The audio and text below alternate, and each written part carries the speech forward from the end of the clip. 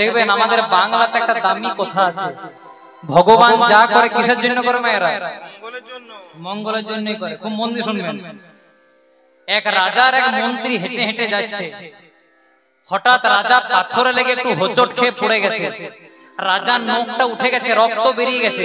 তখন মন্ত্রী হাততালি দিতে দিতে ভগবান যা করে মঙ্গলের জন্যই করে। রাজা গেছে রেগে। রাজা বলে তোমাকে আমি খাওয়াইলাম, মাখাইলাম, পড়াইলাম, বেতন দিলাম, মন্ত্রী করলাম, আমার কোথায় পায়ে লেগে গেল, সহানুভূতি প্রকাশ করবে, তার জায়গায় ভগবান যা করে মঙ্গলের জন্য করে। তখন মন্ত্রী বলছে রাজা আপনি যদি মরেও যেতেন তাও ভগবান যা করে মঙ্গলের জন্যই করে। জয় রাধে। রাজা রেগে যায়, কে কোথায় আছে? মন্ত্রীকে জেলে ভরে দিয়েছে মা। রাজা মন্ত্রী হাঁটছিল, মন্ত্রীকে জেলে ভরে, তাহলে এখন কে হাঁটছে? রাজা একাই। রাজা একাই যেখানে হেঁটে হেঁটে গেছে, একদল ডাকাত মনে মনে চিন্তা করছে গ্রাম ডাকাতি করব, আর তার আগে মা কালী চরণ একটা নর বলি দেব, মানুষ বলি দেব। আর প্রথমে কাকে পেয়েছে? রাজা। মনে মনে চিন্তা যে ফার্স্ট ক্লাস সিমচাম চেহারা, একে নিয়ে দিয়ে হরি বল।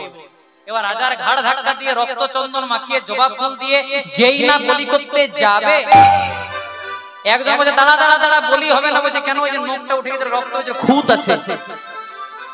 তখন রাজা মনে মনে চিন্তা যে মন্ত্রী তো ভাই ঠিকই বলেছে, এতক্ষণ যদি রক্ত না বেরোতো, এতক্ষণ যদি খুঁত না হতো, এতক্ষণ আমার হরি বলে যেত। জয় রাধে। তাই মন্ত্রীর কাছে গিয়ে পরে মন্ত্রীকে জেল থেকে ছাড়িয়ে এনে পরে বলছে মন্ত্রী এই এই এই ব্যাপার আমাকে একটু ক্ষমা করে দিন।